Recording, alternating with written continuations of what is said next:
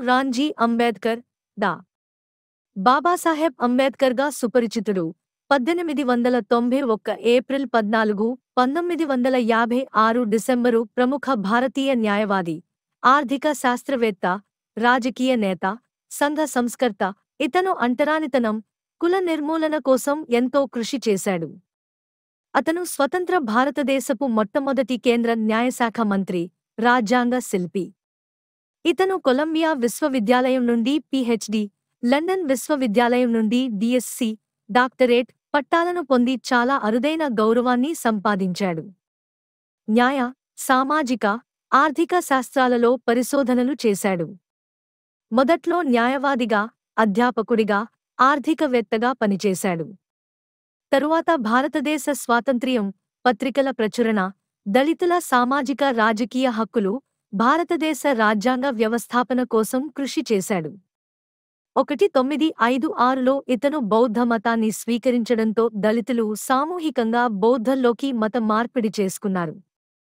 1990లో భారత ప్రభుత్వం అత్యున్నత పౌర పురస్కారం భారత రత్నను ఇతనికి మరణాంతరం ప్రకటించింది. భారతదేశ చరిత్రలో చిరస్మరణీయంగా నిలిచిన నాయకుడు. ఇతను చేసిన విశేష కృషికి ఇతని పుట్టినరోజును అంబేద్కర్ జయంతి గా జరుపుకుంటారు. 2012లో the history channel, Reliance mobile భాగస్వామ్యంతో అవుట్లుక్ మ్యాగజైన్ నిర్వహించిన ది గ్రేటెస్ట్ ఇండియన్ పోల్లో అతను మొదటి స్థానంలో ఎంపికయ్యాడు. జీవిత విశేషాలు. బాల్యం. యువకునిగా అంబేద్కర్ భీమ్రావ్ రాంజీ అంబేద్కర్ 1891 ఏప్రిల్ 14న అప్పటి సెంట్రల్ ప్రావిన్సెస్లో సైనిక స్థావరమైన మౌ అన్న గ్రామంలో, ఇప్పటి మధ్యప్రదేశ్లో, రాంజీ మలోజీ సాక్వాల్, భీమాబాయ్ దంపతులకు చివరి సంతానంగా 14వ జన్మించాడు. ఇతని అసలు పేరు భీమారావు రంజీ అంబావడేకర్.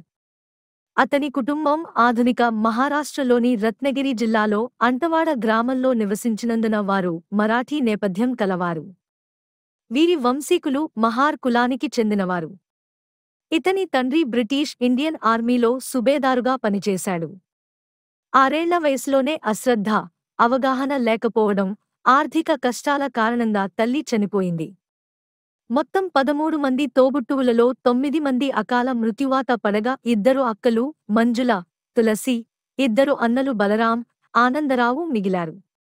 బాల్యములో అంబేద్కర్ సమస్య మెహర్లను అస్పృశ్యులుగా పరిగణించడం వలన అంబేద్కర్ చిన్నతనంలోనే అంటరానితనాన్ని ఎదుర్కొన్నాడు.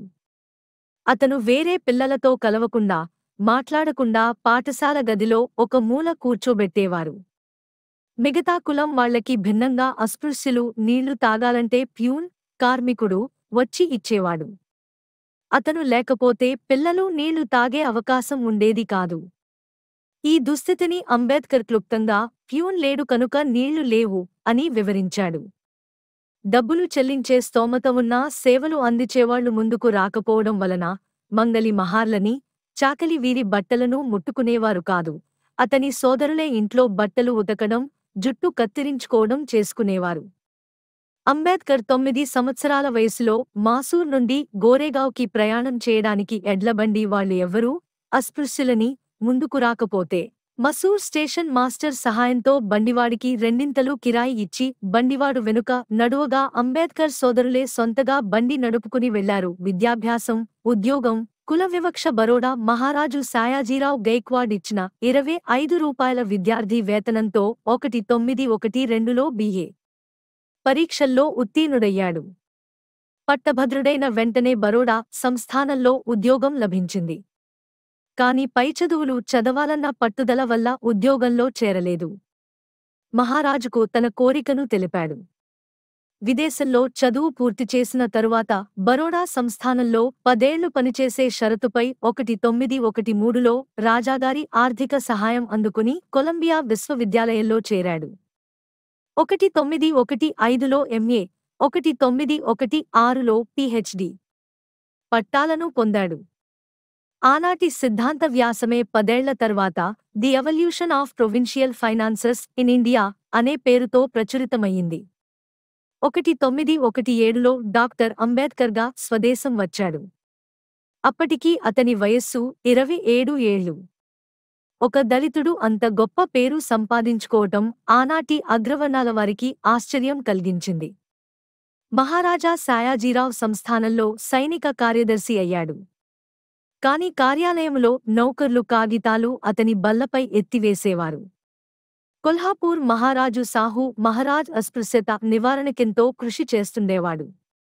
మహారాజా సహాయంతో అంబేద్కర్ మూక నాయక్ అనే పక్షపత్రికకు సంపాదకత్వం వహించాడు. సాహు మహారాజు ఆర్థిక సహాయం చేసి అంబేద్కర్ని పై చదువుల కొలకు విదేశాలకు పంపించాడు.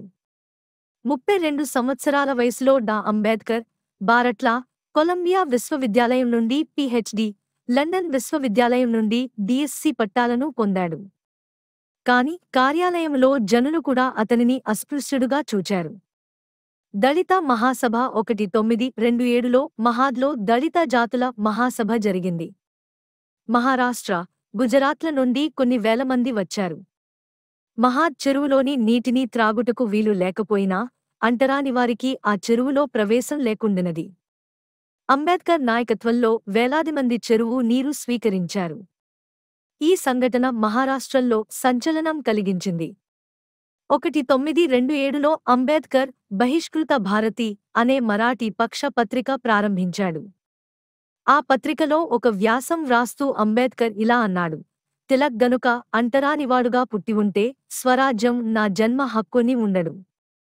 అస్పృశ్యత నివారణే నా ధ్యేయం, నా జన్మ హక్కు అని ప్రకటించి ఉండేవాడని వ్రాశాడు.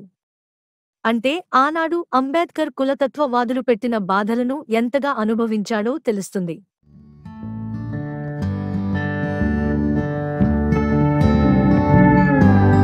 10వ తరగతి విద్యార్థులకు